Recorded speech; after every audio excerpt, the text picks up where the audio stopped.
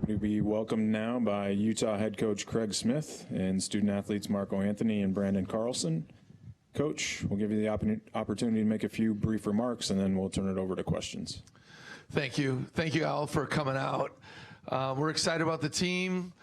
It's an exciting time of year. Obviously, last year was a challenging year for the Runnin' Utes, but we're excited to get this thing rolling. Obviously, 12 days away. Branden Carlson, Marco Anthony here with us. These two guys have been outstanding. Both of them had great summers and a very good preseason, and have done a great job with their leadership, using their voice, not only talking the talk, but walking the walk, getting in the gym. They have the breakfast club going on. Maybe they can expand on that a little bit, but these guys put the time in. They've worked very, very hard. You know, we have a whole new team, and we have 8 guys returning. Really excited about all those guys that have returned. They understand our culture, what we're about. I know culture can at times get overused in these types of things, but it matters. And seen significant growth that way, and our guys understand what it's about and what it stands for and what we're about, and are able to talk and teach the newcomers what Runnin' Utes basketball is all about. Really excited about our new guys as well. You know, we have 3 transfers that I think will make an impact. Mike Saunders from Cincinnati, who also played at Wasatch Academy. Ben Carlson, originally from Minnesota, who played 2 years at University of Wisconsin. Gavin Baxter from BYU, graduated BYU, coming in. Hopefully will get cleared to play here very, very soon. And then 3 freshmen that we're very excited about. Will Exact, who played the NBA Academy from Montreal. Keba Keita from Wasatch Academy. And Mali from Mali, and Luka Tarlak. And Luka is from Serbia, very good friends of Lazar Stefanovic. I anticipate all 3 of those guys finding their way on the floor. I think they all impact winning. So really, really excited. We knew we had to really upgrade in a lot of areas, namely our athleticism and our size, right? And then getting guys that are more athletic with size that bring physicality and play with force. And certainly if you come to a practice or a workout, I think you'll see that in full force. So we're excited to get rolling, and with that, we'll open it up for questions. We're going to start with Jay Drew in the back left.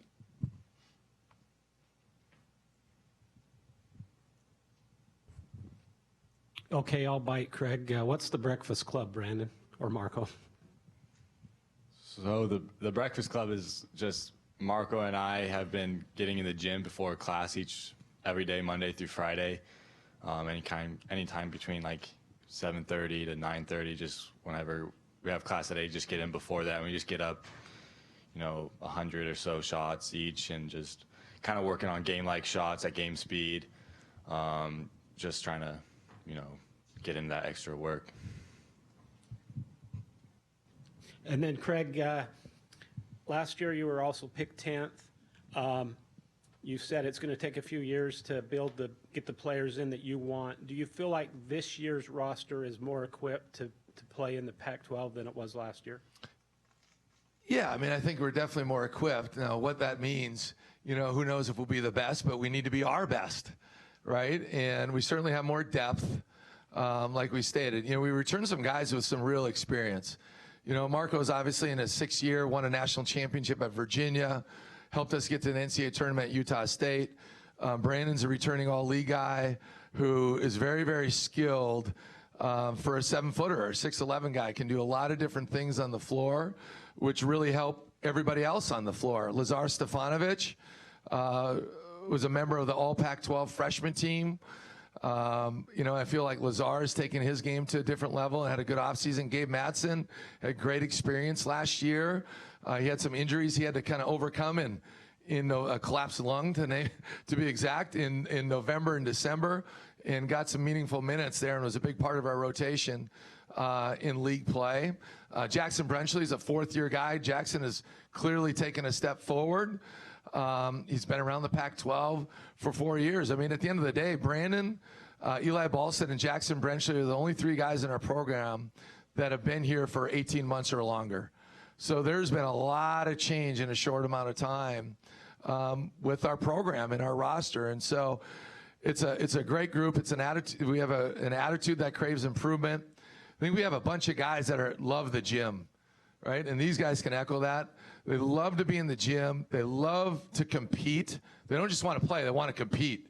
And I think there's a difference, right, in that. We don't have many guys that are sitting on the fence that kind of love to play one day or kind of love to compete one day, and then the next day, not so much so. I think we have a group of guys that really want to get in there. And I think Marco and BC did a great job this summer of, organizing things and getting the group together. And, it's easy to say we have great chemistry right now because everybody thinks they're playing 35 minutes a night, right? But for 8 returners and 8 new guys to kind of come together the way they have, the way they did it, it doesn't always happen this way. So we'll see if we can continue that, right, when we actually start playing games and, the minutes are decided, and you got to earn that, those minutes to get on the floor. So, we know the University of Utah has a rich tradition of excellence, right? We know last year wasn't up to the standard. We know we got to work our hands to the bone to make it happen, but it's an exciting group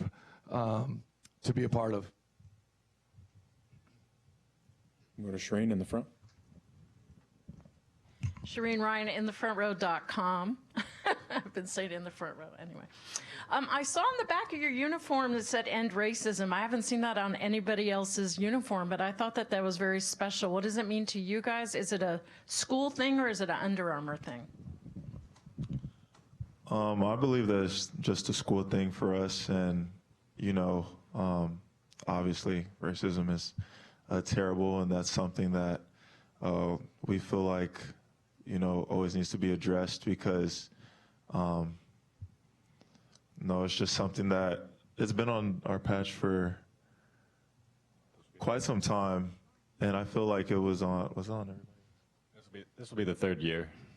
Yeah, the 3rd year is on our patch, but we feel like this is something that isn't just a trend, but something that needs to just keep being talked about until, it's done. And so we just feel like this is a small way to do our part and something that's a big deal.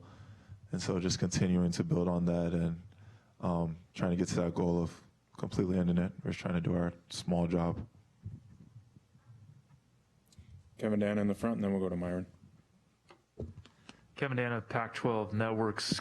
Coach, you have one of the returning Pac-12 All-Freshmen, Lazar Stefanovic, last year, and all 5 of those guys on the Pac-12 All-Freshman team are actually back in the conference this season.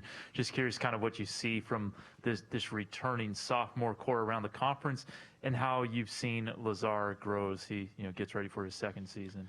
Yeah, so first of all, the conference, I mean, obviously we say to our guys all the time, we're not only in one of the best conferences or leagues in the country, it's one of the best conferences or leagues in the world. And so to be able to play at this level, you got to be really, really good. You got to have so many things go the right way. And then, great teams obviously have talent, but you have the right mindset. And so when you look across the league, there's so many great teams. It's going to be a different league, no doubt, than it was a year ago. And then when you talk about the member, and I don't recall all the the members of that all-freshman team, but I remember some really, really good ones out there. And Lazar is just one of these guys that, and I think these guys would echo it, he's a very bright person. Like I think he's got a photographic memory. He's very committed to being the very best that he can be, and he's all about the team. I mean, this guy, after every practice, the way he does his, what's the word I'm looking for? Recovery, right? I mean, he sits there and leans up against the wall and his legs are up there for like a half an hour. He does everything that he can possibly do, eats right, sleeps, meditates, does all these different things, and then he's a gym rat. I mean, he's in the gym consistently, right? Not just spending time, he's investing time, and he truly cares. This is a guy that truly, truly cares about his teammates, right? He truly, truly cares about winning, and he's all in. And he's taken the other thing he's done, and so he's improved his game. I think his shot looks much more consistent and better. I think the game has slowed down. His decision-making has become a lot better. He's really locked into scouting reports. And then the other thing that that coaches always talk about, I think he's using his voice, right? Like whether it's communication on the floor, but also helping these older guys out, and reinforcing what we want and what winning takes, and using his voice to help make a difference for all the new guys as well as the returners. Go to Myron on the right. Craig, with the impact of the transfer portal on college basketball today, how much room is left in college basketball for the freshmen who might need a year or two to develop? Man, that's a great question, Myron. I think every coach is so different now, and some. And I heard this not too long ago. Somebody said, it used to be where you build a program. Now every year you got to build a team. And I get why I get why coaches would say that, or people would say that. Now, I might still be too old school. I think you can really build a program, right? And, we're going to recruit freshmen. All three of our guys are, and I think these guys would attest to it, I think they're going to play and play meaningful minutes because they're good enough, right? And they're going to earn that right. But everybody's different that way, and we're going to still try to get this thing, rolling through freshmen and high school guys, bring them in, skill development, develop these guys, really build meaningful relationships with them. Where is their vision? Where do they want to be in 5 years? Where do they want to be in 10 years? Is this the right fit, right? Can we help them attain their goals? And, it's an interesting time with the portal. And, it's easy to sit here and blame, Marco transferred, right, a couple times. BC has not. They're both really good people with high character and basketball character. So, but I think a lot of it's easy to put it on like the student athlete or the player, right? I think coaches have as much to blame on this thing as well. What are you telling them when you're recruiting them? Are you being direct and honest? Is there a need? Do they fit your style? Can they fit in your city and that environment? I think there's so much that comes into this that doesn't always get talked about, but it is a different time, right? And what did I see?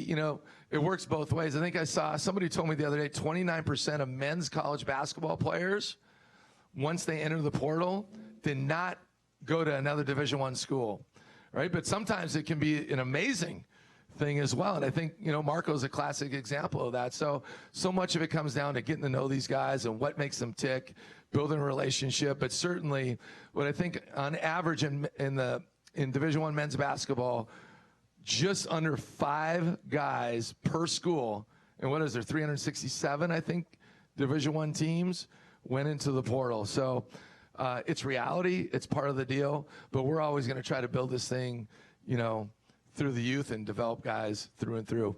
Not that we won't take a transfer here or there, obviously. Ernie, back left. Hey, Craig, having been in the league a year now, you look at it from the outside in, having been in it, what adjustments do you need to make personally for yourself, or what are you looking for in year 2 now that you've been in the conference? Yeah, sometimes you need a piece of humble pie. And last year we were served a piece of humble pie, right? And you always, I think the first thing to start fixing things is self-awareness, right? You got to be honest and be direct with yourself first and foremost, and with your staff, and then certainly the guys. So, anytime you take over a new job, there's a lot of newness that goes on. What are the protocols within the department, right?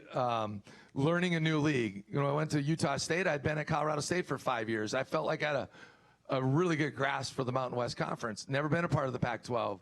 So it's different. And I think you always got to look in the mirror. What do we need in terms of personnel on the floor, right? Do we need to adjust our scheme? And certainly we've made some adjustments that I think will help us on both sides of the ball, on offense and defense.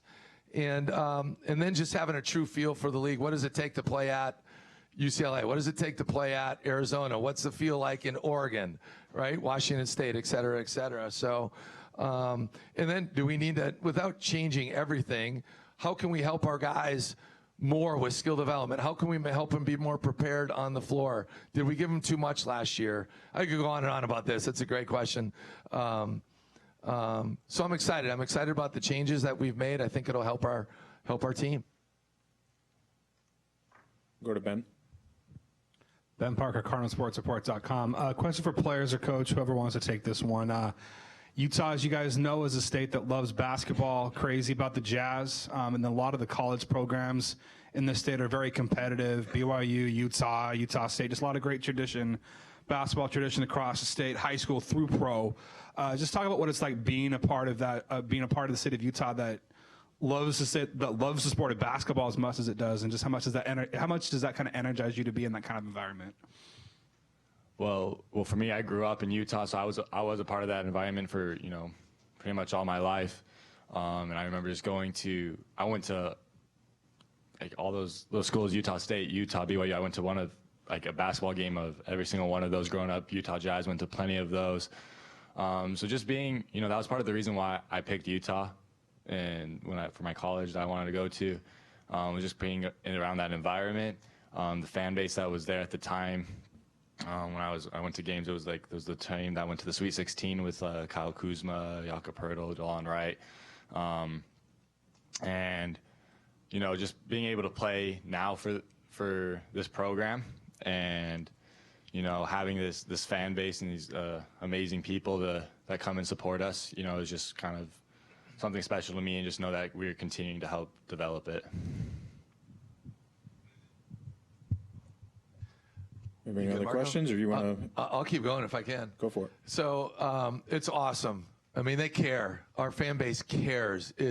They live it, they breathe it, they love it, they support it, and they understand good basketball, right? And as a coach, and I have a different perspective, obviously, than these guys have, but I always have wanted to coach, and you know, I've had a different path than a lot of people, but I've always wanted to be at a place where it's important to people. Right, and I mean, you look around what we have to offer. I say to our guys a lot, what don't we have, right? And so our administration has backed it. We have tremendous facilities, right? There's so many things that we have, from nutrition to mental health, academic support, right on the strength and conditioning, right on down the line. It's tremendous. And as a coach, all you can ask for is the tools of leadership that are in place. Mark Harlan, our AD, and his administration have been tremendous that way. And now it's on us to go get it done, right? Whether it's me as a coach, head coach, and our staff and our guys to go do it, because it's proven to be such a great basketball state. And like you said, almost every college, as well as the Jazz, have a tremendous tradition of excellence. We got one more, and we'll go to Rocco. Hey, Rocco Miller, Bracketeer.org. So, Coach, you Love the beard. Oh, appreciate that. Thank you.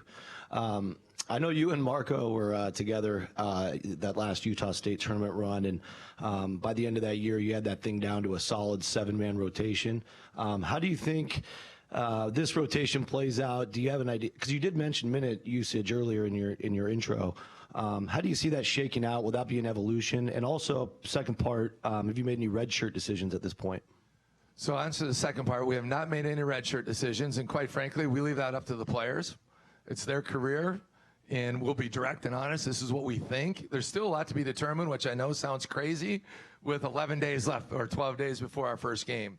But we've had a highly competitive summer and camp in a great way. 2, Marco was a part of that. And I guess it was my third year, your second year. Back then, you had a red shirt when you transferred, you know, to Division I. Marco was a huge piece to that team, doing what we did. I've never had a 7-man rotation as a head coach until the end of that year, and it was a culmination of many things. Injuries. We had a lot of freshmen. Marco was our one transfer that year that played, right? I believe. All the other guys, we had Raleigh Wooster was our starting point guard as a true freshman. His backup was another true freshman, Stephen Ashworth. We had a ton of youth and inexperience.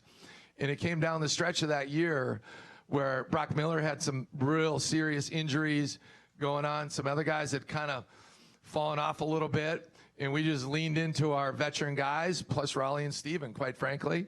And so, but I don't want to play we want to play around 9 guys, maybe even 10. If we can. I think depth matters, and we want to play that kind of game. Getting the running Utes, bringing the running Utes back to the running Utes where we can get up and down. But if you're going to run defense to offense, which these guys love, they need to run from offense to defense, which not everybody always enjoys. And so to win at this level, you got to really, really compete, and you better have some depth. And so it's actually ironic that you brought that up, because I was thinking about that team the other day. So I anticipate this team being much deeper, where we can go to a lot of different guys and have the versatility to be able to play a lot of different ways, which you need to do to win at the highest level.